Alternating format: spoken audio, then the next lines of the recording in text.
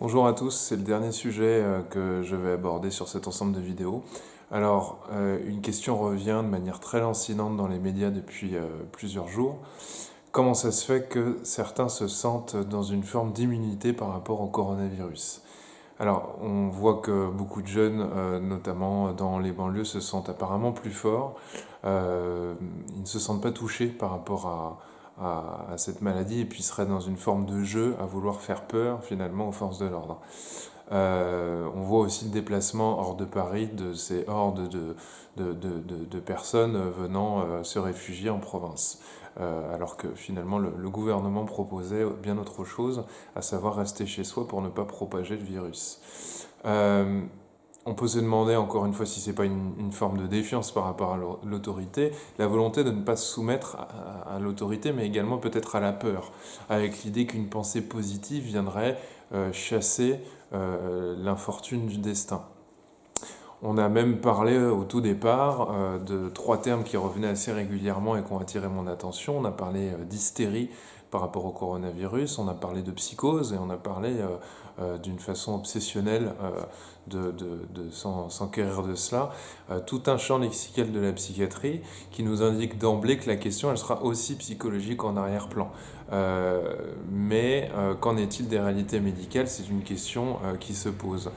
La France semble plus particulièrement encline à fonctionner de cette manière-là. Il y aura une forme de déni. Et le déni, c'est quoi? C'est un défaut de perception de la réalité. Euh, alors bien évidemment, il y a une incertitude. Est-ce que tout ceci est réel? Est-ce une manipulation organisée? Est-ce que je vais passer à travers les mailles du filet? Tout ceci est remis en question par cette attitude. Quoi qu'il en soit, bien évidemment, rester chez soi reste la meilleure option à prendre. Face à finalement ces débordements, on est bien obligé d'une certaine manière d'obtempérer, pris par le doute. Mais on sait également qu'on se confine en France par manque de lits d'hôpitaux.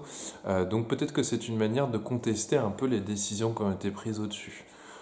Quoi qu'il en est, en tant que psychologue, on peut se demander si ça ne serait pas la manifestation de ce qu'on appelle un biais cognitif.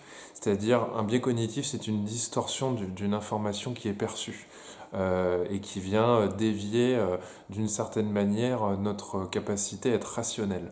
On sous-estime l'impact, on se sent plus fort que les autres, on n'a pas de symptômes, donc finalement on ne se sent pas malade. En arrière-plan avec l'idée que si on était malade, en fait ce serait une réelle catastrophe. Euh, alors, quelques biais cognitifs assez connus pourraient venir nous donner quelques explications sur l'attitude des gens. L'effet d'exposition. On sait que plus on est exposé à un problème, plus on a tendance à l'accepter. C'est d'ailleurs ce qui est dit quand, malheureusement, dans les médias, il est dit tant que vous n'avez pas quelqu'un qui meurt ou qui est malade autour de vous, vous ne prendrez pas les mesures. Donc on met à distance finalement cette réalité par cette forme de déni. L'ancrage mental est quelque chose d'important. On est influencé par la première sensation ressentie dès le départ. C'est-à-dire que si on s'est dit au tout départ que ça n'était qu'une petite grippe, eh bien on aura tendance à vouloir persister dans cette idée en fait. Un autre élément et qui est très intéressant, c'est le biais de confirmation. C'est-à-dire qu'on vient chercher dans l'environnement, dans les médias, dans les sources, dans les échanges avec les voisins, avec les amis, avec la famille au téléphone, tout ce qui viendrait confirmer, valider notre point de vue. C'est un peu le mécanisme qu'on retrouve également avec les fake news, c'est-à-dire que si quelqu'un vous raconte une histoire alambiquée, vous aurez peu d'éléments qui vous prouveront que c'est faux, mais vous trouverez quelques éléments qui iront dans le même sens. Et vous irez les chercher et ça viendra s'emmagasiner dans votre stock d'éléments qui viennent confirmer vos impressions. Donc c'est une forme de perception qui est sélective.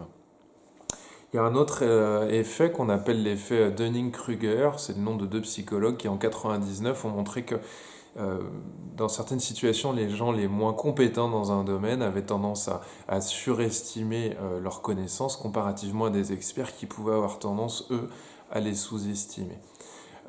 C'est une forme de supériorité illusoire en fait.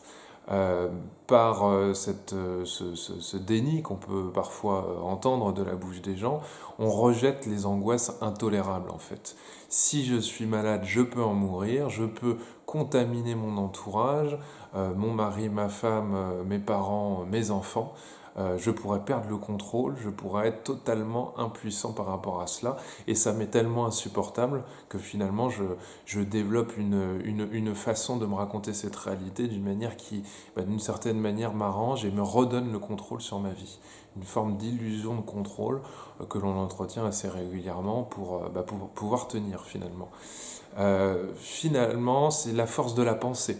Au même titre que dans l'hypocondrie, dont on a pu entendre certaines personnes souffrir au début du coronavirus, le corps dans l'hypocondrie ressent des choses, comme à tout à chacun, mais l'esprit les prend pour les indices d'un dysfonctionnement, non pas un dysfonctionnement qui serait possible, mais d'un dysfonctionnement qui serait certain. Là encore, la pensée reste plus puissante que les faits et les preuves. On pourrait presque se dire que ce sentiment d'invulnérabilité que certaines personnes montrent assez fièrement pour défier le virus ou soi-disant la bêtise ou la soumission du peuple, ce sentiment d'invulnérabilité et l'hypocondrie seraient deux facettes peut-être d'un même problème, à savoir la toute-puissance de ce que l'on se raconte en tant qu'être humain pour pouvoir avancer.